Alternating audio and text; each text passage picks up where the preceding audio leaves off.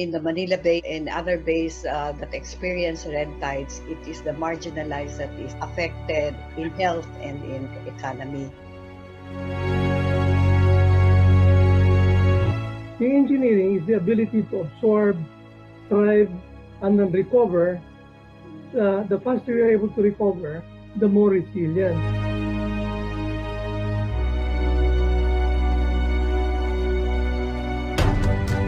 Sa Pilipino, ito ay katibayan at katatagan sa mahirap na sitwasyon at ang kakayahang bumangon muli. Yung ecological naman, the ability to adapt. Yung evolutionary resilience, Vale, to really innovate and be creative. Resilience is really being able to spring back from adversity, but it should have learning, and therefore it strengthens you to be more resilient than before the adversity came to you.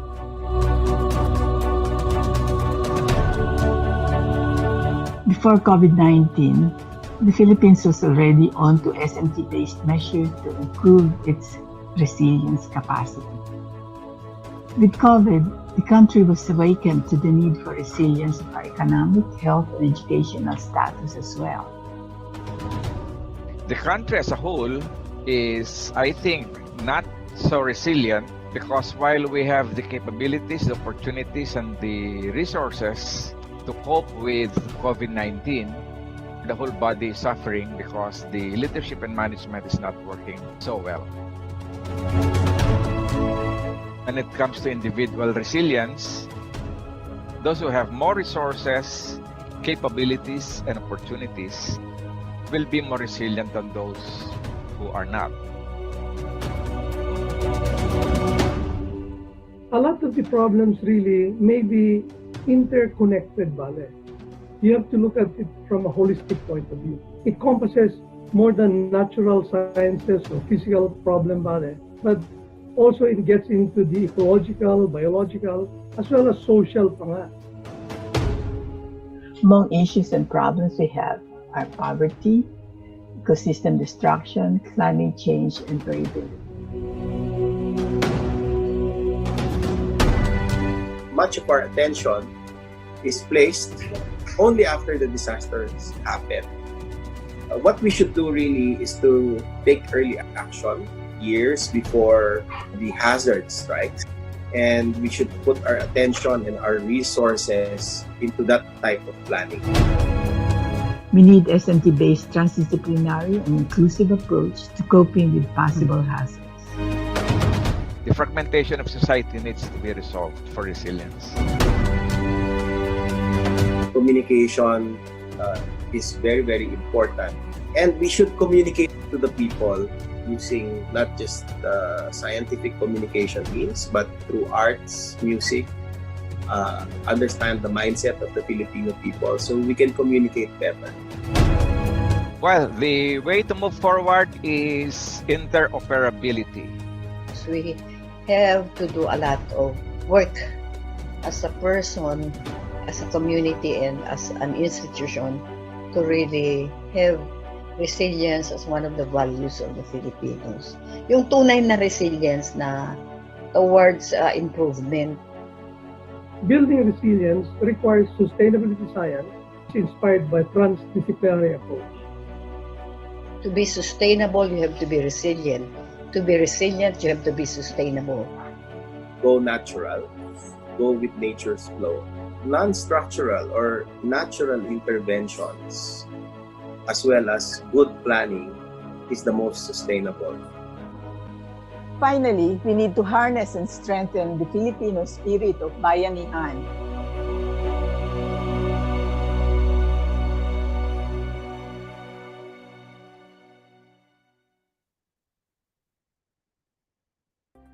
Pero dahil kami ay nasa akademiko, pinag-aaralan namin yung yung mga... ano talaga ang kailangan natin not only for ourselves, but for a people as a whole. Resilience ng mga Pilipino towards the collective effort among communities and the strengthening of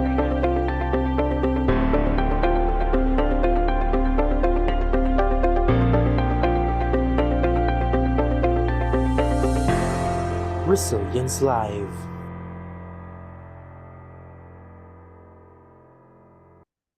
Good afternoon, and welcome to the 7th session of the Resilience Live webinar.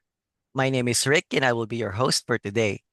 The Resilience Live webinar series is brought to you by the UP NOAA Center and the UP Resilience Institute in partnership with UNESCO International Geoscience Program, or IGCP.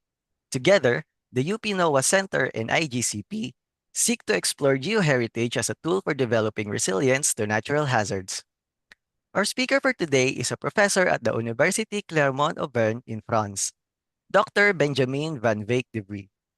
Dr. Ben's research focuses on volcanic hazards, including catastrophic collapses and avalanches of debris, tectonics of volcanoes, and monitoring surface deformation by videogrammetry and photodigital imaging. He is also an advocate for geoheritage and succeeded in convincing UNESCO to name the Chêne de Puy volcanic mountain range in central France a World Heritage Site in 2014. Here to talk about the Geopark Project for Isla de Ometepe in Nicaragua, I am handing off the spotlight to Dr. Ben for his presentation. Thank you very much, and good morning. Just to check that you can hear me. Can you hear me? Yes, Dr. Ben, we hear you loud and clear. Very good. It's worth just checking that. Let's share my screen. There we go. So let's just check if you can see my screen. Yes, Dr. Ben, we can see it. Very good. Then if you're all sitting comfortably, I'll begin. I might say that if you're sitting comfortably, take a moment every once in a while to get up and move around. You don't have to sit down while you're listening to me. And a part of your personal resilience is to keep yourself mobile and fit and healthy. So apart from that health message, let's start with this presentation. So the Geopark Project for the Isla de Ometepe in Nicaragua is a way of making science useful to the community, and that's what we're going to explore today. And as has been said, it's part of a UNESCO International Geoscience project, number 692, Geoheritage for Resilience. And you can see in the picture there, one of our members, Eveling, in the white shirt, with a map of the island of Ometepe. It's a map of hazards, talking with a group of local guides in an association. And it's an interactive, two-way discussion, learning from the guides who know the volcano, or the volcanoes very well, and also the geologist or the geologist imparting their information as well. And you can see we've even got a dog there on the floor to join in. So the co-authors, Eveling Espinoza and David Chavaria, are from INETER, the Inistuto Nicaragüense de Estudios Territoriales, Nicaraguan Institute of Territorial Studies.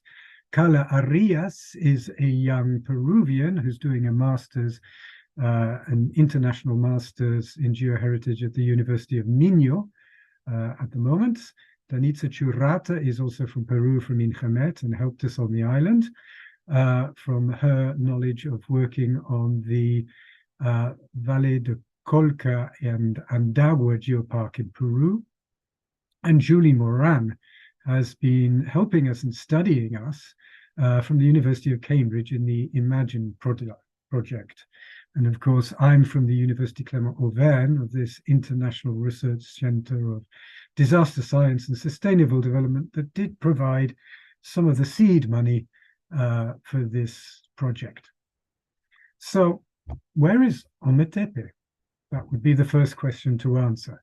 And we have a map of Nicaragua there. You see the green of Nicaragua and the brown and beige of the mountains.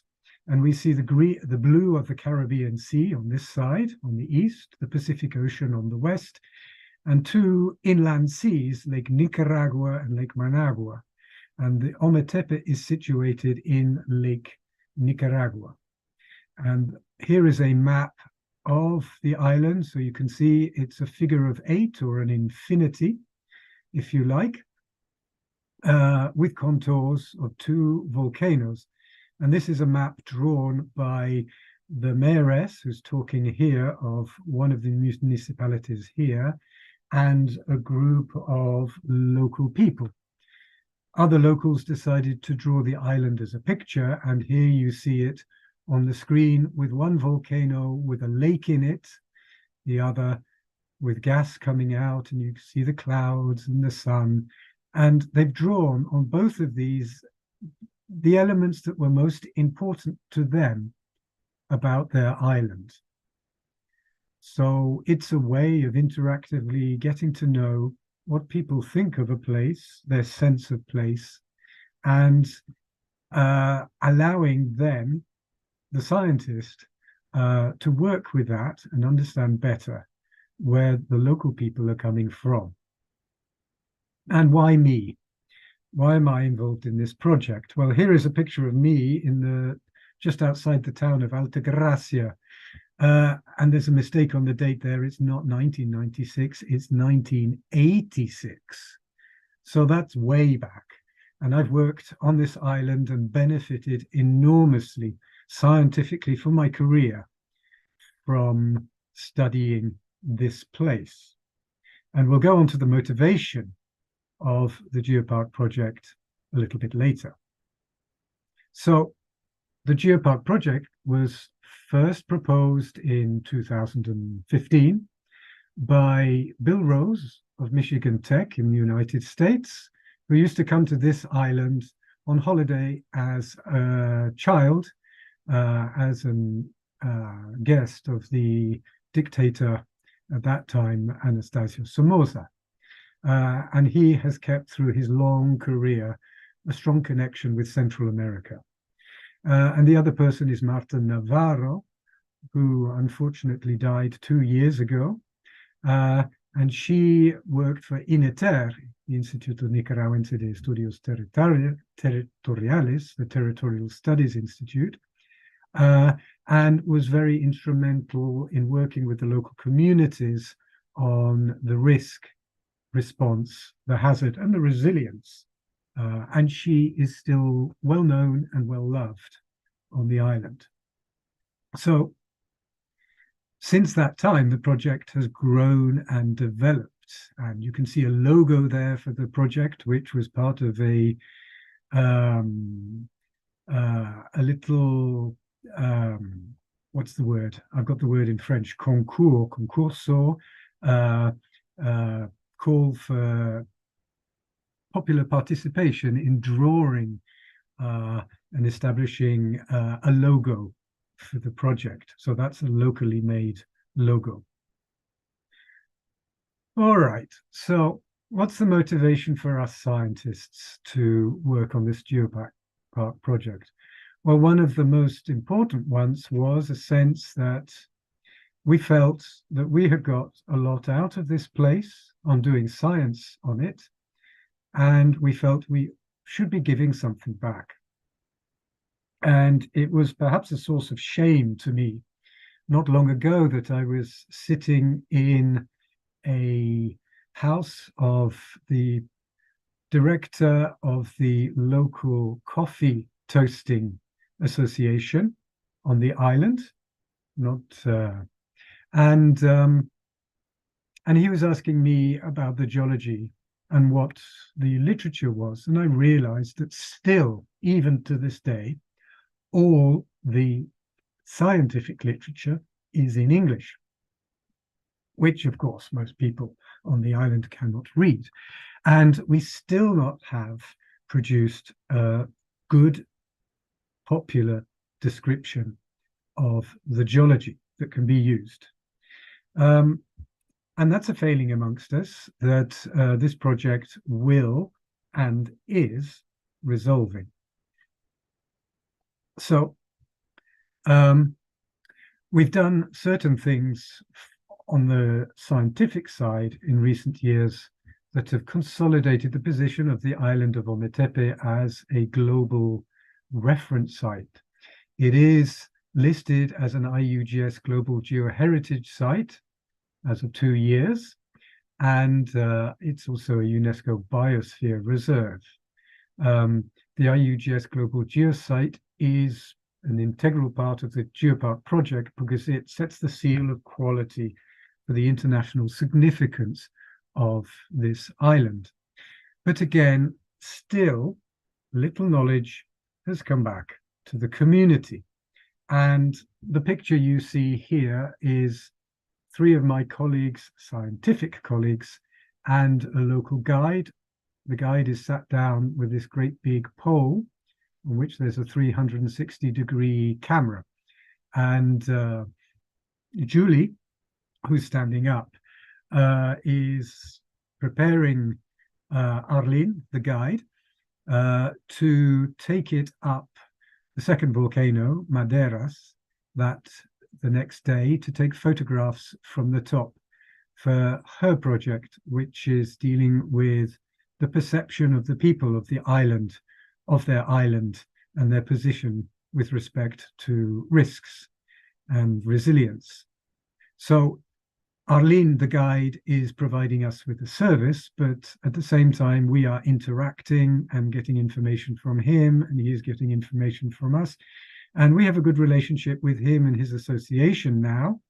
And it's a developing, shall we say, synergy.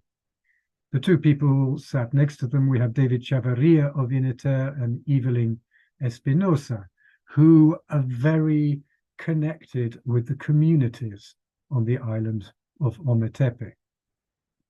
So the Geopark project is aimed at integrating the scientists and the science and getting it back into the community as much as possible, and to ensure a seamless continuation of that relationship. So Arlene, the guide, is still with us here.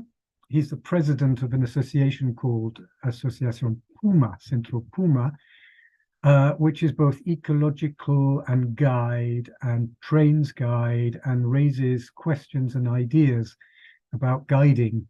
And he's an integral part, and his colleagues, of this project. We also have people from the local municipality. This is the risk agent. We have our driver here just behind, 2 guys from the other municipality who are helping to work on this project. And David from Ineter is always with us. And this is my boot. So we're all working together on a project developed by Julie Morin, both municipalities and everybody together, on taking stratigraphic sections off the outcrops and then to put them into the museums and exhibitions on the island with a message of hazard, risk, and resilience. So all this work is based and strongly helped with the work that Martin Navarro, who's pictured up here, in the communities, and also with other co-authors from Ineter. So they are the young generation. So here we have Eveling and David. Again, this is actually on another volcano, Mombacho, with a local foreman of a farm who we've given one of our SLR cameras, and every time there's something that happens on the volcano, a landslide, a storm or something, he takes a picture, sends a message to the local nature reserve, and it's transmitted around, eventually coming to us as well. So we have a young recruit here, and the civil defense agent from the local municipality of the city of Granada, near there. So that's work. So we've worked on the science, we've mapped the geosites, and here is that map of the island of Ometepe that went into the first 100 IUGS geological heritage sites. And you can see all the different structural and geological features. There are lahars, there are lake currents, there are different vents, there are lake shores that are uplifting or sinking. There are faults that are crossing the island. There is deformation related to that tectonics and to the gravitational tectonics and to magma intrusion. There's a whole host of things. And Ometepe is really a reference site globally for this sort of activity. But again, that's a scientific approach. The other approach that was taken by Carla Arias was to go to the municipalities and the people and to see which geosites were important to them, and then start to develop those geosites with community action with them. So we have almost a dozen sites here, and this is just a prototype of a little pamphlet to show where they are. And we have various different elements, either chosen by the locals or by us, and all discussed together. And some of them are archaeological sites, like this beautiful swirl at the this side of Volcan Madeiras, where there are many, many, many petroglyphs. There is the crater of Volcan Madeiras, which is a tourist destination, but there's also the lava of Pul, which was erupted in 1953 or something, and is a source of local pride for the town of Altagracia. They have their own fresh lava flow. So there are many different things to see that have been worked out together with close relationship with the community and a good working synergy. Now, the road to a UNESCO Global Geopark is very long. It requires a lot of effort and integration, and it requires a lot more than the geological base. The geoscientists can provide that, and it's something to work into the structures on the island bit by bit. So here we have a pre-existing archaeological museum run by this guy here, Don Moises, who has helped put together an incredible collection of pre-Columbian artifacts. And on this table here, we see a number of rocks that we collected, which are some of the most significant, shall we say, samples of the activity of the island. And they are here to be integrated into the museum slowly and securely in a way that's appropriate for the museum and the museum director to integrate into the present offer that is given there. And this is a slow process, and it's one that has to be done within the viewpoint of the local people and the local actors. So a geopark needs a whole management system and sustainable strategy or sustainable development strategy. It must benefit the population economically, socially, and culturally, and it must come from the bottom up. So this picture I chose, which is not at all from Nicaragua, but actually from Peru, from one of the projects which is just about finished in one sense from the UNESCO program. And we have here a number of quarrymen working in the Añas Huayco CR quarries. CR is the white rock we see behind them, which is the basis for the city of Arequipa in Peru, which is a UNESCO World Heritage Site. And these people are drawing, and then they will explain their vision of the origin of their rock. And this was at a very early stage where we were getting their viewpoint on the origin of their rock, integrating it with the geological story together with them, and come to a common narrative about what was the origin and how to explain it to the tourists and the people who came to visit their quarries. The second point is they also raised their concerns and needs for how they could preserve the quarries and how they could preserve their livelihoods. And the Geological Survey in Gemet, the colleagues had an open mind and an open ear to their problems and have helped them in many ways to secure titles for their land and secure their livelihoods. So it's more than just passing geological information. It's about thinking about what is important to the local community and putting the science and the geology in the context of that. We as scientists tend to think that our work is all important, but it's very humbling and very necessary to put it in context of what people really need, and then to work with that so that you can make it useful.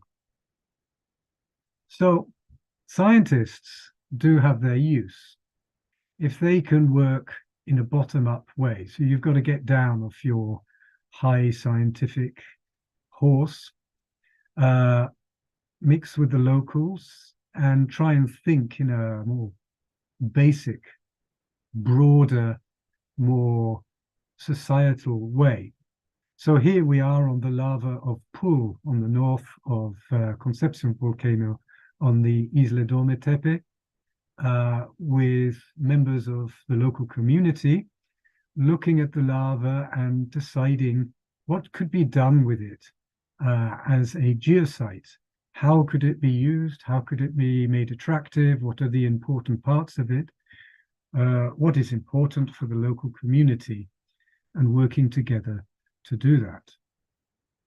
And so we as geologists can help with this, and when we work with the community, that's how we can make an advance. And every small step that we do to help in this way can help towards a project like a geopark and can help towards sustainability in an area. If we just come from on top and publish scientific publications, we won't do any good, except to our own careers. So here are a few take-home points before we get to the last part of the talk. First of all, Geopark projects and Geoheritage is a good way of doing citizen science because you start from the basic community and work towards the science. That's the way you should go. And there is a way of making sure that this participatory science has a connection, has a reality, a meaning for the community. Then it can thrive and it will be sustainable. Because if you can give the communities an opportunity to drive the research questions, you'll be answering the questions that are really needed, you will be more focused, and you will be able to do better and more applicable, more impactful science. Many of us feel that we have a debt to repay because we haven't done this in the past. And this makes me think back to the first webinar in this series, which if you haven't heard, I sincerely suggest you go back and listen to, about participatory science related to the Taal eruption in the Philippines. And one of the interesting things that came out of the discussion there was, yes, the communities were very engaged in the science, but the question that the scientists then posed was, what are we actually giving back to the communities from this, and how can we make it sustainable? So here in this talk is a way of doing that, which is you start even before you're doing the participatory science to find what the communities want. In fact, that's the first step of participatory or citizen science. So many of us have this debt to repay, but this engagement brings us lots of benefits. We'll come on to that in a moment. So such work requires time and intelligent funding. Funding agencies that tend to think of just papers as scientific outcomes are not generally supportive of this type of activity, and it can be quite a struggle to get it funding. But if you intelligently weave it into your scientific programs, it can work and it can be funded. It requires time. It requires you to spend time with local communities and getting to know them, even before you start the research. And that's something to think about funding of visiting a place, maybe a year or so even before you actually start the research, and start with local actors, local scientists as well. Involve them with your research long before you really start it. This all can be very beneficial because you start with a much more consolidated project, and it can be beneficial to both the community and the science. So thank you very much for listening, and I'm very glad to be able to be here to do that. Just last thing is a picture of the two volcanoes on the island of Ometepe to remind you that this is a UNESCO International Geoscience Program project, and a little system diagram which shows you how the system can work. And this is going to be published very shortly in a paper in the International Journal of Geoheritage and Parks by my colleague Razia from the University of Torino, and who's Indian, who's worked on making paleomagnetism understandable to people in different communities, in different places where she's worked. So basically, it's saying what I've just said before, that we need to put the scientist in society, and consultation is the meat, is the food, the sustainable food of this interaction. And then you can decide a subject to research and do your scientific work, always thinking of feedback back to the locals. You could provide an explanation that is not only good for the scientist, but for the local community. And that will help you in making your science clearer and more understandable as well. In a geoheritage context, that can help you make a choice of sites, geosites, for your geoheritage work, which goes back. Some of them can come from the locals, and it's all done in consultation again. You can make an inventory and make an assessment of these sites, and then with feedback, you provide public information. You can publish your scientific papers, and always keeping this loop going. So it's a way of publishing your scientific papers, but also providing outreach, but outreach that from the start is based in the community and depends on that community input. And following a sort of system like this allows you to be more inclusive and more open with your scientific work, and make it more relevant to society. So that's where I will finish. Thank you very much. Thank you very much for that wonderful and very informative presentation, Dr. Ben. The importance of integrating the local community into the science process could not be overstated enough. Not only are they the ones who are most affected by any changes in the locale as a possible result of the research, they are also the ones holding an intimate knowledge of that area, being that it is where they had lived for possibly generations and will likely continue to do so for generations to come. Local suggestions and initiatives must not only be considered, but taken seriously, as close relationships with the local community can only lead to a healthy working synergy that benefits everyone. I'm sure our audience has learned a lot about the Isla de Ometepe and how the local community can benefit from it. But I'm also certain that many have their own thoughts and questions. So, at this point in time, we will be opening the floor for questions any of our attendees may have for Dr. Ben. Please use the Zoom reaction button to raise your hand and wait for the host, me, to call your name and unmute you before speaking. For those who would prefer it, we will also entertain questions sent to the chat box. Those watching through Facebook Live or YouTube, however, may also comment their questions below. Now, the floor is officially open for the Q&A session. It appears that we already have someone raising their hand. Mr. Schnee from our very own UPRI, you may now unmute your mic. Hello, can you hear me? Yes, we can hear you loud and clear.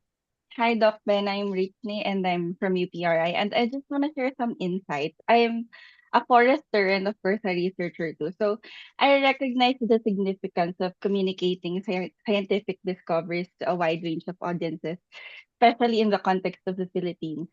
It's crucial to go beyond academic circles and make scientific knowledge accessible and relevant to local communities.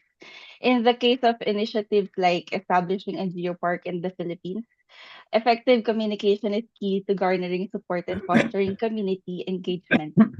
This entails not only sharing research findings, but also actively involving community members in the project, ensuring that their perspectives and needs are taken into account. By forging strong connections and making science meaningful to local stakeholders, we can amplify the impact of the project and contribute to sustainable development and conservation efforts nationwide. So, thank you, Doc Ben, for having this kind of project, ensuring that the community is always part of the project. That's all. Thank you very Thank much you. for that, Mr. Schnee. There's someone else on the participants raising their hand. Mr. or Miss Now Irapta, you may now unmute your mic. Hi. Buenos dias, Ben. Buenos dias. I actually am more interested in the specifics of community engagement. For the work with Carla, you were able to identify geosites that are important to the people and not just geosites that we scientists chose. I was wondering, what are the methods that we can use to do this? Because I think I've mentioned to you before, I want to do a similar study in Banahao, but what did you do? Like focus group discussions, interviews, surveys, or? Very varied, Naomi. Before I answer that, just a comment from the previous person, just to say that it's absolutely true. There's a lot to learn from the Filipino experience of working with communities. And that's something I've benefited from, and we have in this project as well. For Naomi, first of all, we're working in a place where there has been a very long-term history of interaction with people and the scientists. So there's 30 years or so of relationship between the people from Ineter and the people on the ground. We know each other very well. So we can almost guess what they're going to say, but that's not taking them for granted. What we did first of all with them, we just talked to them. That's the first thing. Informally and formally, in little meetings. We also had a couple of formal workshops.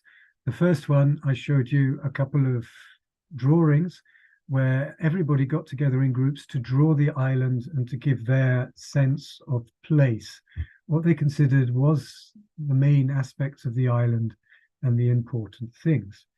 In a second workshop, after that, we specifically asked them to draw the island and put in which were the sites that they considered important to them.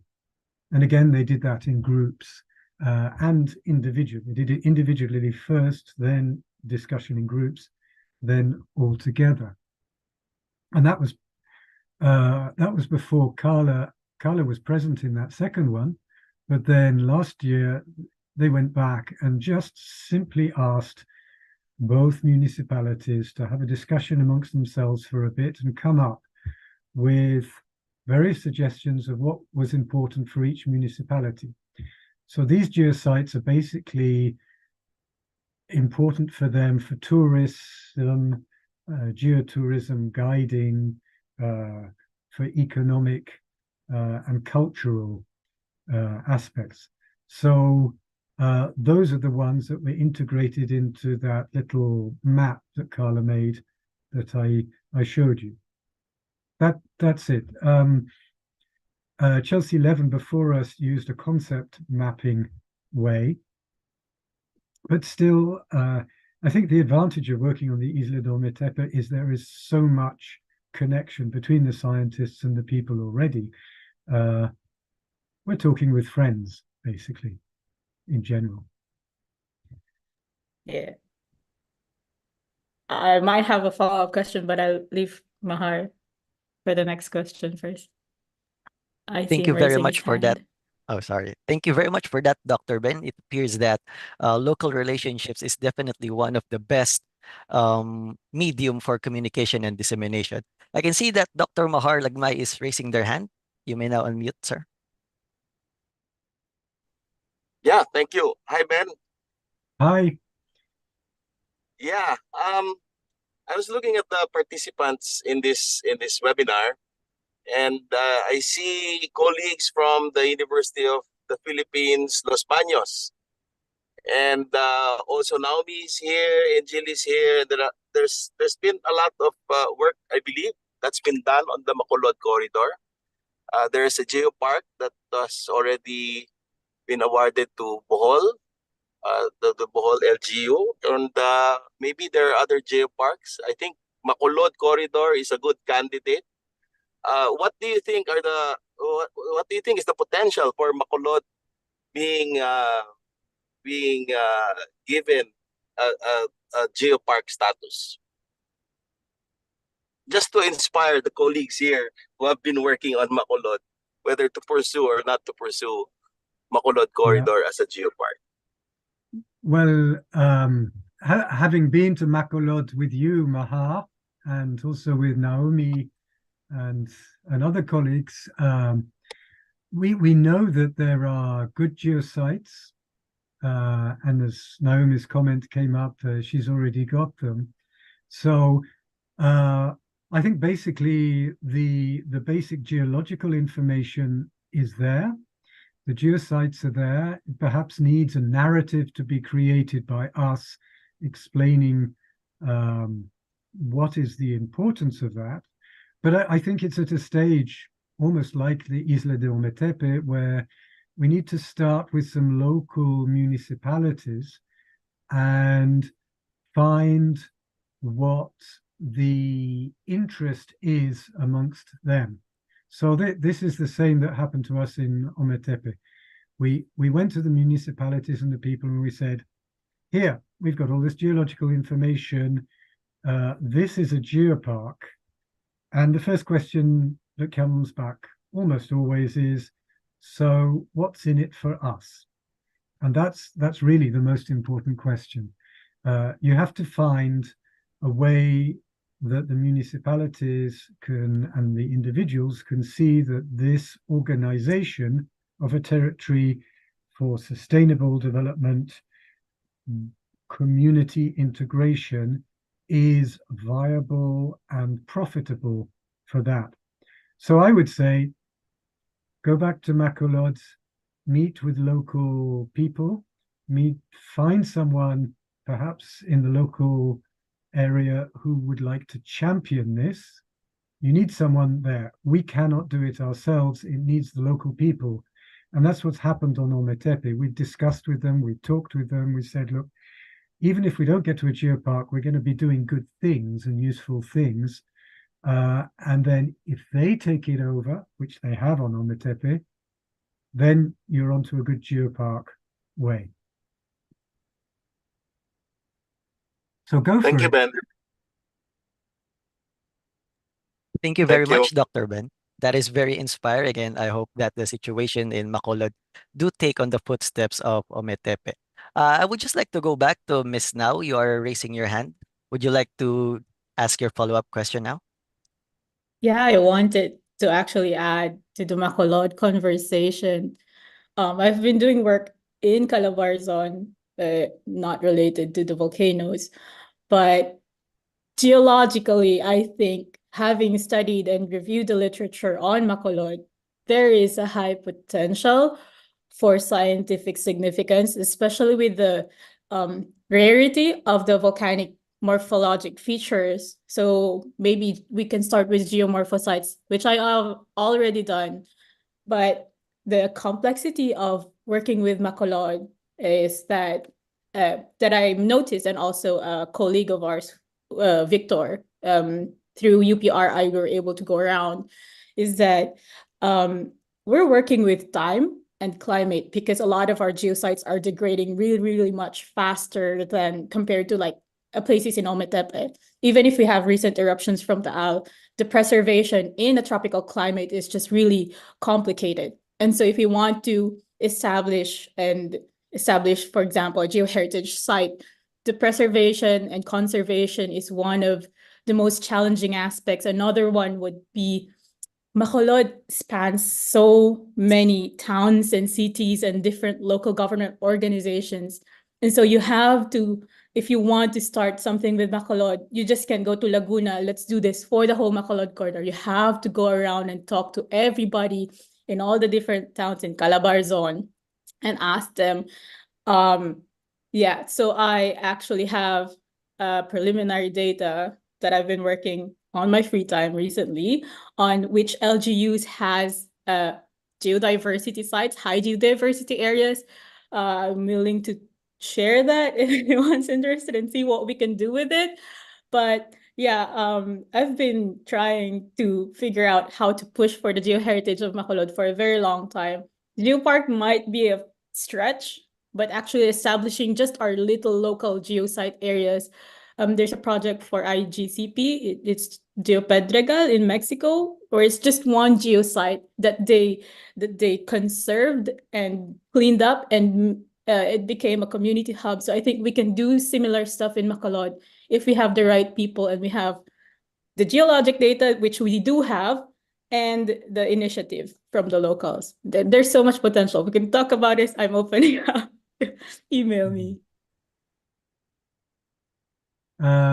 Yes, Naomi, I think you're absolutely right. The key is getting the different municipalities on board. And that's a way, there's experience in geoparks. Ometepe is quite easy because there's only 2 municipalities. Rio Coco in Nicaragua, there are 4 or 5. Sometimes there's even more, and the more communities you have, the more you have to work on the integration of the different municipalities. It's harder work. If you have a bigger structure like a regional council, that can perhaps operate on that. So that there are many, many different modes of operation in a geopark, and the global geopark community can help with that sort of management strategy, which is a little bit beyond the capabilities of a simple scientist, really. And the second point about the preservation, you also have an advantage in the Philippines that the biological activity is so strong, and you can combine the two. So an outcrop that degrades very quickly, in commas, is an outcrop that changes very quickly.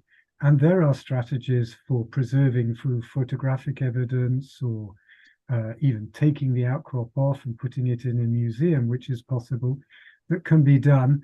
And we know you Filipinos, you're digging everywhere. So there's always fresh stuff to look at. And dealing with that flux is quite an interesting and dynamic way to style a geopark. Thank you very much for enlightening us in that matter, Dr. Ben. And thank you, Ms. Now, for sharing your experience and your opinion.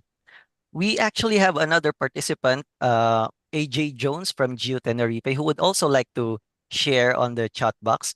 I work in science communication of volcanic hazards in the Canary Islands. I am wondering if you have any comments on how culture of a community had affected the establishment of a geopark and how that could be applied to another locale with a different culture. Very, very interesting question. We all know we come from different cultures and different places.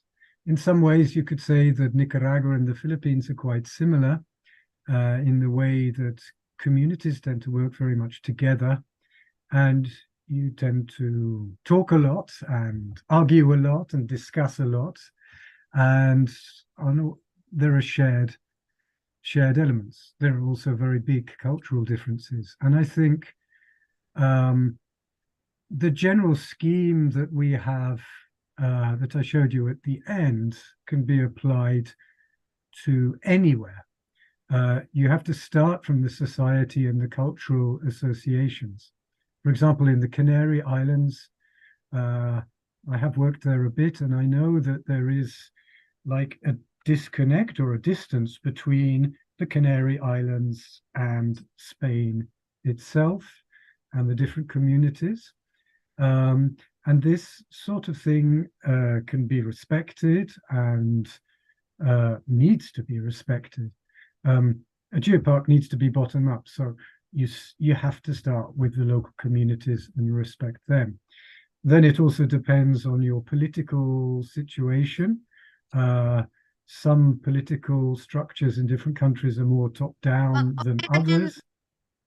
So this needs to be respected. But I think the general structure that we have can be applied in every place. And the bottom is start with local people and see what the dynamics are, and then adapt to that. Indeed, you are absolutely correct, Dr. Ben. We have to respect the local situation and the local culture of any local that we are planning to do research on. I've seen earlier that Dr. Mahar is once again raising their hands. Dr. Mahar, would you like to speak? Did I? Anyway, yeah, okay.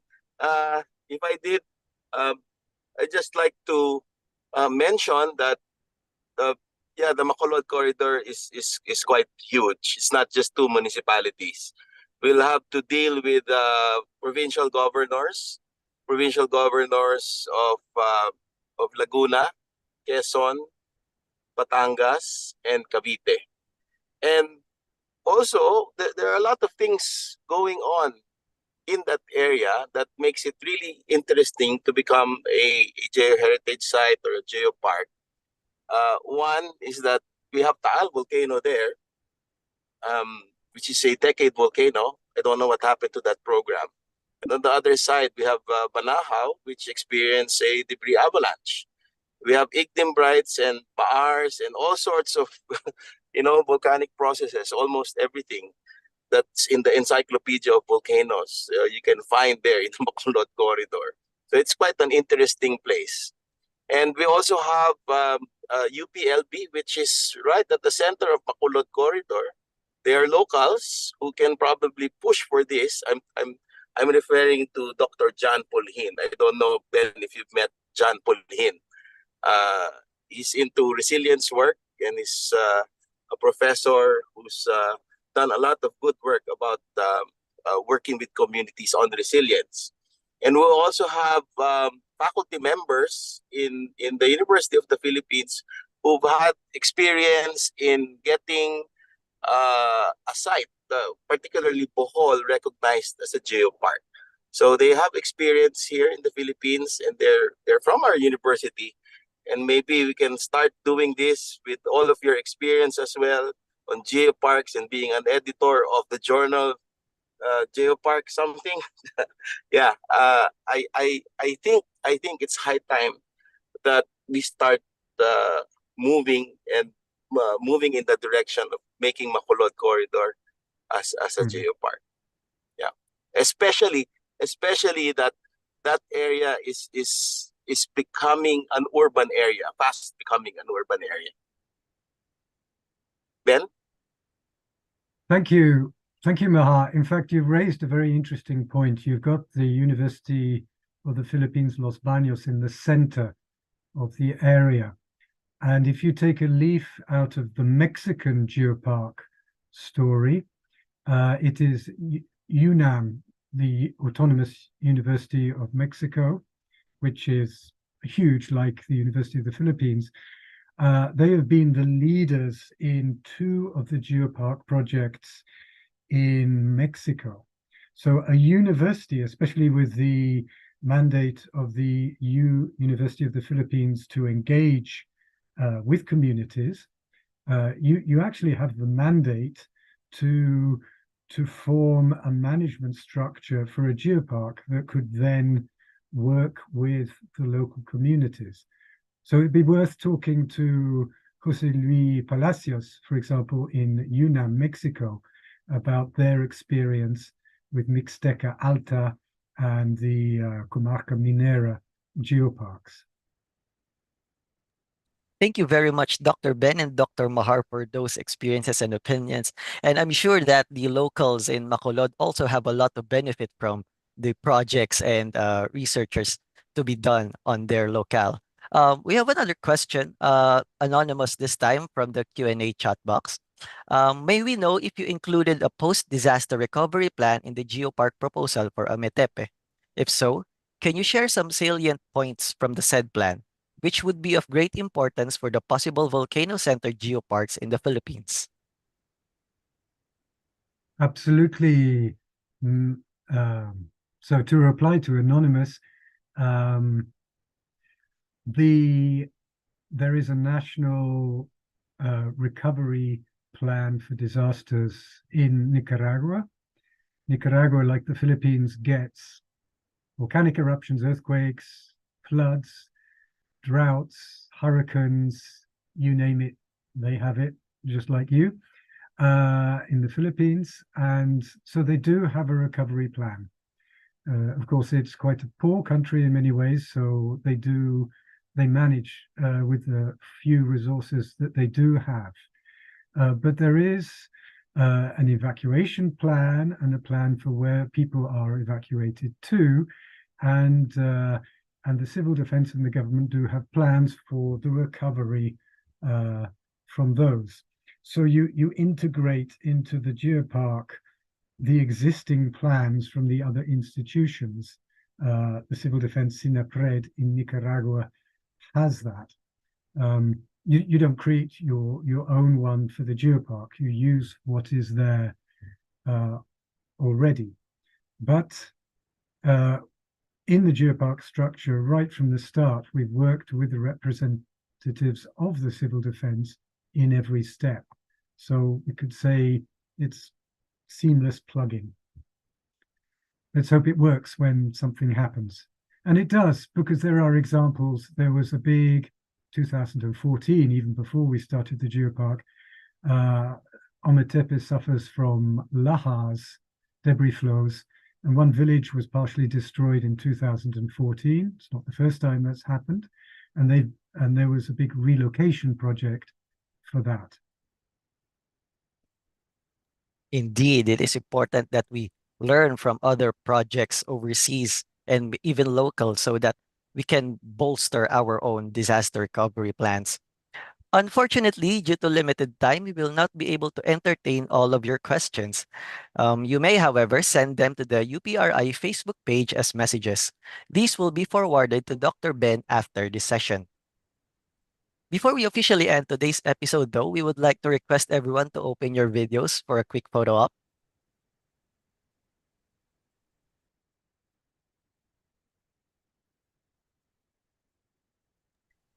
Hi everyone. Please hold your smiles there are several panels to this meeting. Lobsters, tapos fish and other marine products.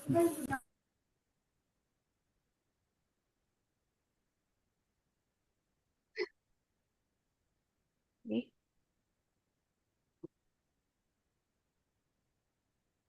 Okay, we're on the second panel. Say hi everyone.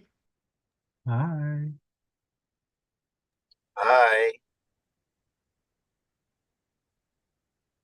Okay, we're done. Thank you, everyone. Thank you. Thank you, Ben. Thank you Thank very you. much. Let's stay in contact. With that, Muchas gracias. Ay, con mucho gusto. Sa- with Salamat that, po. we now move on to the end of our webinar. Thank you once again to Dr. Ben for sharing his time and knowledge with us this afternoon. As always, this webinar has been brought to you by the UP NOAA Center and UPRI in partnership with UNESCO International Geoscience Program or IGCP. Resilience Live will be held every last Thursday of the month, so mark your calendars. The next session will be on April 25. Please stay tuned to the UPRI Facebook page for announcements on our next speaker and featured topic. Before we officially close this afternoon's webinar, please be reminded that participants will be issued a certificate of attendance once they have answered the evaluation form. You may find the link to the form in the chat box below. Thank you and see you all at the next session of Resilience Live. Once again, my name is Rick and it's been a pleasure to be your host today.